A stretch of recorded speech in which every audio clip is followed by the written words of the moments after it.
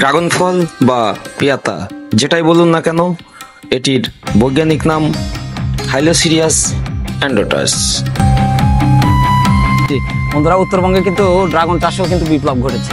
ঠিক আছে, উত্তরবঙ্গ এখন কোনো দিক থেকে পিছিয়ে নেই। সেই মান্দাত্তার আমলের কৃষি বলেন আর আধুনিক কৃষি বলেন আর আধুনিক ফল সব জায়গায় কিন্তু একটি বিপ্লব কিন্তু উত্তরবঙ্গে বিরাজমান। মৃত্তিকা সম্পদে উত্তরবঙ্গ পরিপূর্ণ হওয়ার কারণে কিন্তু আমরা এই দিন দিন সফলতা কিন্তু আরো বেশি আকারে সফল থেকে সফল হচ্ছি। এটি এক প্রজাতির ফল, এক ধরনের ফণিমনসা বা ক্যাকটাস প্রজাতির ফল। সবচেয়ে গুরুত্বপূর্ণভাবে বলতে গেলে এর মহাজাতি হাইলোসিরিয়াস বা মিষ্টি পেয়াতা। এই ফল মূলত ড্রাগন ফল হিসেবে পরিচিত। গণচীনের লোকেরা এটিকে আগুনের ড্রাগন ফল এবং ড্রাগন মুক্ত ফল বলে থাকে। ভিয়েতনামে মিষ্টি ড্রাগন ও মালয়েশিয়াতে ড্রাগন ফল হিসেবে পরিচিত। অন্যান্য স্বদেশীয় নাম হলো স্ট্রবেরি নাশপাতি। এই ফলটি একাধিক রঙের হয়ে থাকে, তবে লাল রঙের ড্রাগন ফল বেশি দেখা যায়।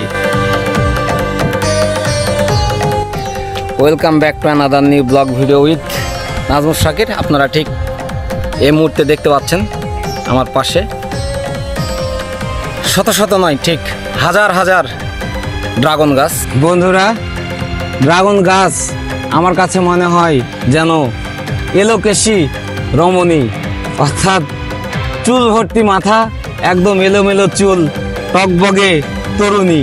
ঠিক এরকমই কিন্তু একটি ব্যাপার কিন্তু ড্রাগন গাছের কাছে আসলে কিন্তু আমার মনে হয়। ঠিক আপনারা যদি আপনাদেরকে দেখাই, ঠিক দেখলেই বুঝতে পারবেন। ঠিক মনে হচ্ছে মাথা, তার চারিদিকে কেশ ছড়িয়ে আছে, দেখতে পাচ্ছেন চারিদিকে কেশ ছড়িয়ে আছে, অসংখ্য কেশ।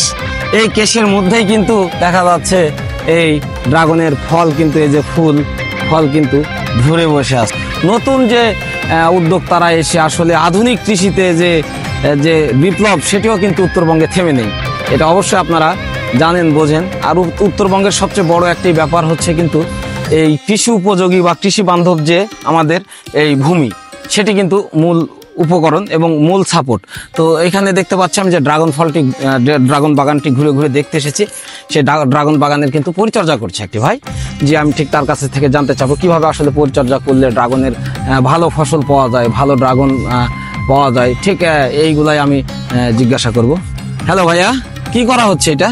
জি ভাই, আমরা এটা এখন বর্তমানে কীটনাশক জাতীয় একটা স্প্রে করতেছি। আচ্ছা, এটা ঠিক কোন জায়গায়? সব ফলে স্প্রে করা হচ্ছে? মনে করেন আমাদের এটা একটা মানে ফুল শুকানোর পর, আচ্ছা, ফুল শুকানোর পর যেটাই ধরেন যে এরকম যেটা শুকায় গেছে, আমরা শুধু এটাতে দিতে পারবো। আচ্ছা, এর বাইরে যদি আমরা কোনো ফুলে বা ফলে দিই, সেটা নষ্ট হয়ে যাবে। ও আচ্ছা।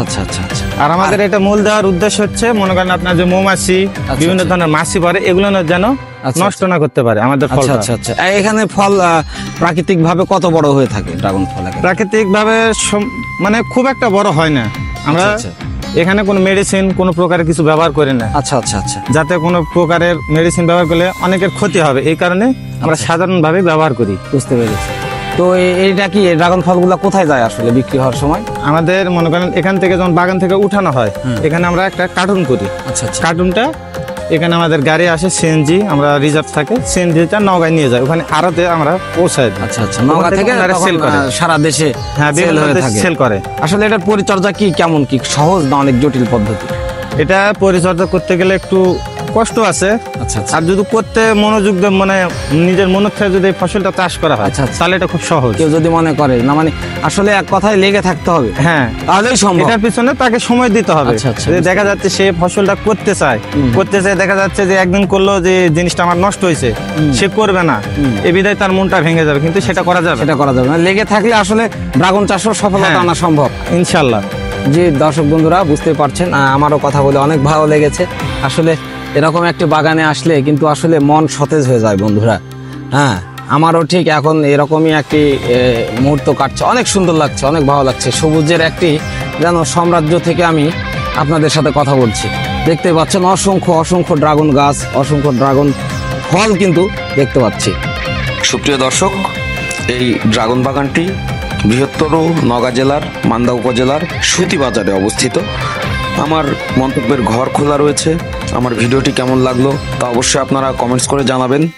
আর এরকম নিত্য নতুন ভিডিও পেতে অবশ্যই আমার চ্যানেলটি সাবস্ক্রাইব করে রাখুন। ধন্যবাদ সবাইকে।